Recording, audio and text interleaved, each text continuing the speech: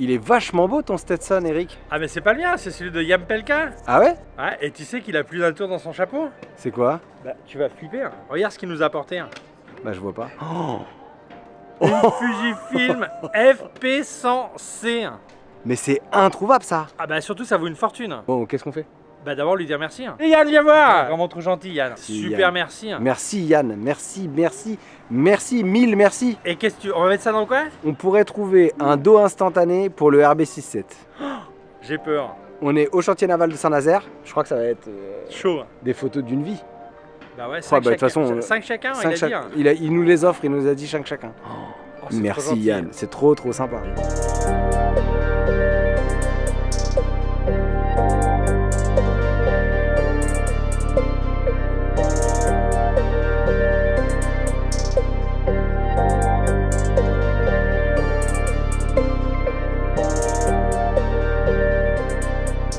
Clairement, le Fuji FP100C, si vous faites de la photographie instantanée, c'est clairement le meilleur film, mais c'est aussi le plus rare et le plus coûteux. Par exemple, j'étais à Paris il y a pas longtemps, je suis allé chez Photostock qui vendait le pack de 10 photos 200 € et je vous parle même pas des prix sur internet. La raison est simple, c'est que ce film n'est plus produit, donc les derniers packs que vous trouverez, ce sont les derniers. Ce sont des films que vous avez probablement vus sur les comptes photos de Isabelle Baldwin ou de Jean-André Antoine.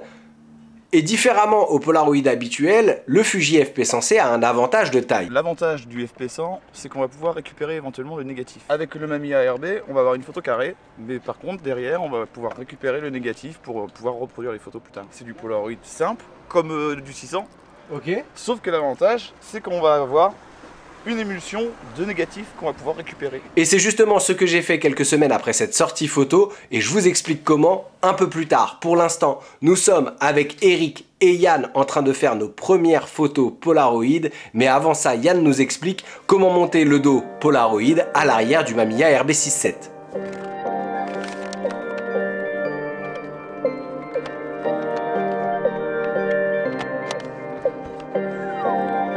Waouh! J'adore, et la dame qui est au milieu, mais c'est trop chaud.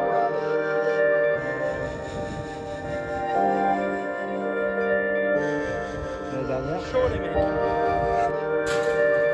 10.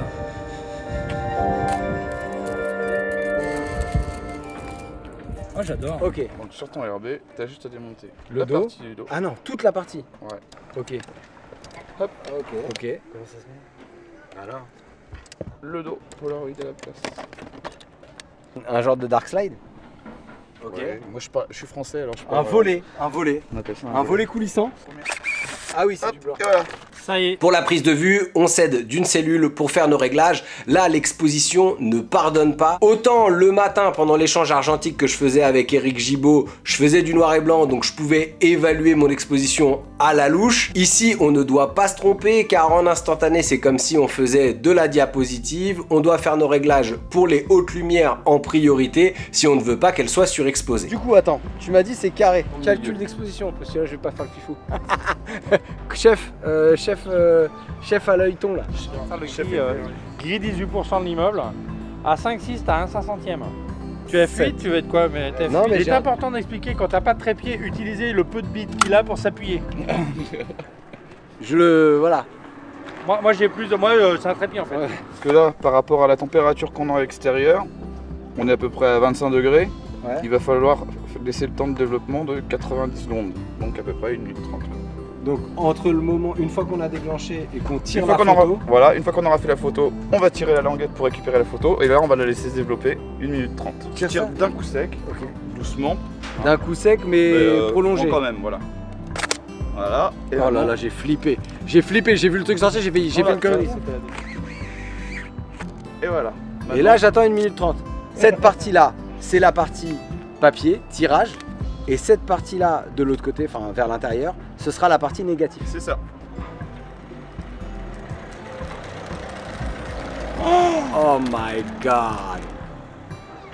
Là, tu tiens. Ouais, Et pardon. voilà. Et ben, c'est là qu'on va voir. Et là, ça va être le négatif là. Aujourd'hui. Moi, salut, c'est moi. Coach App.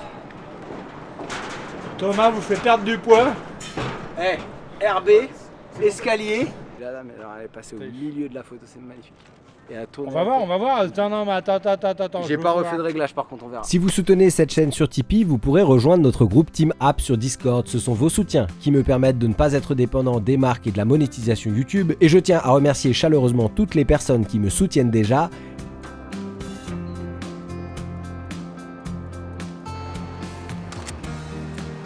Ok.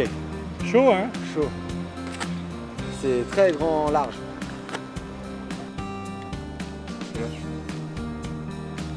Tu vas faire une porte jaune là? L'optique est ton optique. Ouais. Quoi? Non, je suis pas prêt, Eric. Mais ils étaient beaux. Drôle d'oiseau, hein? Drôle d'oiseau. Alors vous voyez sur les images que la photo est carrée car le cadre du 6.7 ne couvre pas l'intégralité du Polaroid. Ce dos Polaroid était utilisé principalement pour s'assurer de la bonne exposition de l'image avant de passer à un dos chargé avec du film. De débutant, là. Il est où le toit là? Ah ouais, mais attends. Voilà.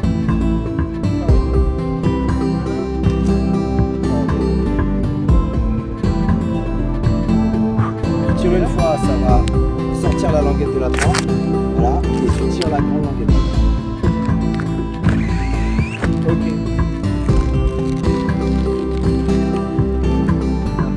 Mais moi, ce qui me plaît, c'est l'idée des barbelés en premier plan. Et dans le fond, tu vois les pigeons, parce que souvent, les pigeons, la colombe et tout ça, c'est le symbole de la liberté.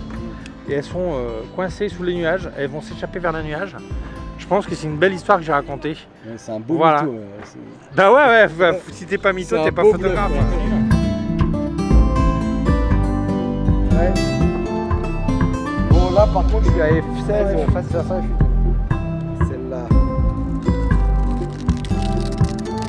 Incroyable. C'est beau. Je veux une photo super spéciale. Je veux pas du n'importe quoi. Je veux que Yann Pelka me fasse un portrait. Waouh. La suivante, c'est Yann qui l'a fait en fait. Il va me la faire. Alors tu me dis où? Je t'obéis. Je laisse mon sac.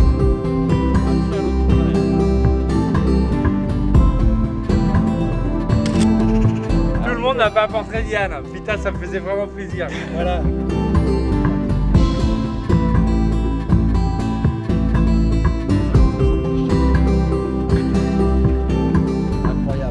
Yann, merci, ça a été un honneur. C'est un très très beau cadeau. Vous êtes beau. Merci, je sais. C'est pas une photo, hein. C'est quoi? Ben, je filme quoi. Ouais, je sais, tu filmes. Ah, mais je peux bouger, hein. Ouais, du coup. Je peux parler, hein. Ouais. Je fais la bise. Allez. Quelques semaines plus tard, je décide de récupérer les négatifs des photos qu'on a fait pour pouvoir les amener à numériser chez Greny Roll, que vous connaissez maintenant, qui est mon labo partenaire.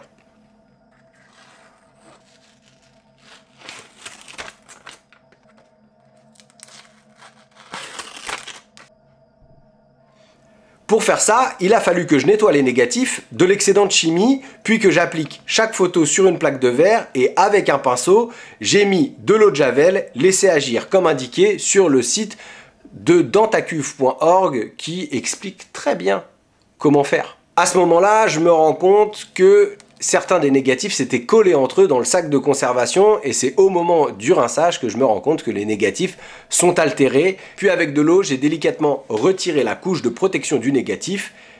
Mais finalement, c'est le processus manuel de retirer la chimie, le film de protection qui donne un peu sa saveur à ce genre d'image. J'ai apporté les négatifs à Clément. Et il a pu le passer comme du plan film sous son banc de reproduction et numériser en haute définition les images qu'on avait faites.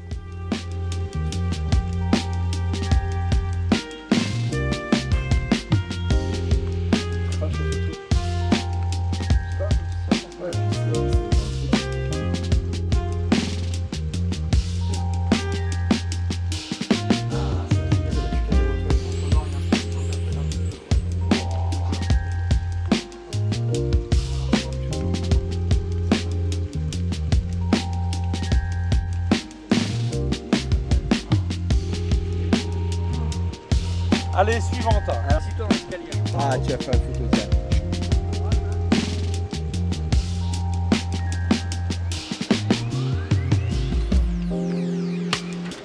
Trop chaud. Cowboy, hein. Ouais.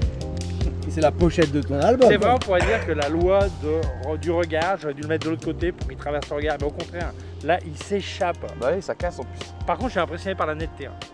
Bah, c'est quand même le piqué du RB, quoi. En fait, c'est hein. quand même une optique de RB, c'est ça qui est ouf. Le Polaroid EE100 que j'avais, l'optique elle était naze. Comparé à là, c'est incroyable. C'est chouette. Hein. Ah non, mais j'en suis super Et content. en Hein. plus, avec le négatif, ça va être encore mieux. Je trouve que ça donne une allure assez particulière à la version numérique de ces images, même si rien ne remplacera le Polaroid original, le tirage unique que Eric a certainement placé sur le pare-soleil de son camping-car en guise de souvenir de cette journée. Une journée qui a été riche en partage et finalement, c'est ce que je retiens le plus de cette journée, c'est que malgré nos différences d'âge, on a ce point commun qu'est la photographie qui nous permet de nous rencontrer et de partager ensemble des instants précieux, exactement comme l'été dernier lorsque j'ai invité 4 photographes à venir à Saint-Nazaire pour leur offrir une pellicule Kodak, probablement la plus rare qui existe. C'était aussi une aventure assez marquante dans cette chaîne, donc n'hésitez pas à vous abonner et à aller voir la vidéo qui est juste là.